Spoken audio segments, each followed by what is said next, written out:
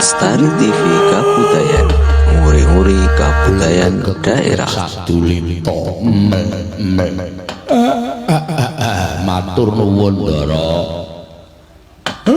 Sareng sampeyan ngendika sing kaya ngoten lah kok malah ati kula keloro-loro. Ati kula kaya disebit-sebit. Mboten kok perkara kula niku sedih. Ning enten mriki niki kula iso ngrasake gedene sing maha kuwasa, agunge sing maha jagat, adile sing maha tunggal. Lire kepiye Kakang? Jagat niku wis kebekan menungso sing wis minger keblate.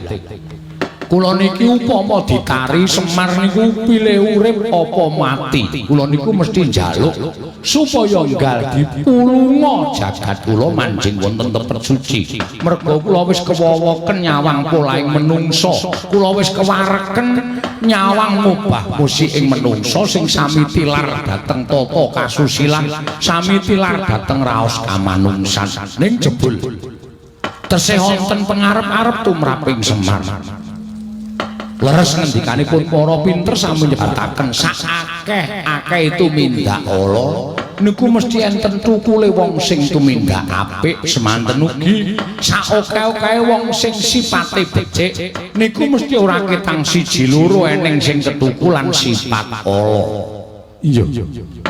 Lah enten niki kula iso mbuktekke.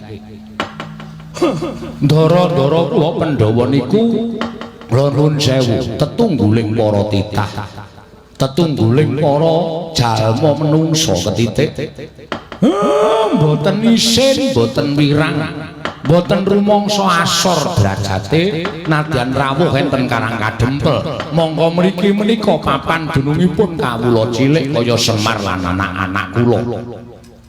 Mengsak kula mawon kepengin duwe gegayuhan lah kok nganti kepireng dening pepundhen kula para Pandhawa. Kula niki dadi abdile kok bejo temen ndereke bendara iki kok para satriya satrya teteken ati suci pepayung budi rahayu. Syukur Ndara. Nek sampeyan nyuwun mriksa kula niku ajeng duwe gawe apa?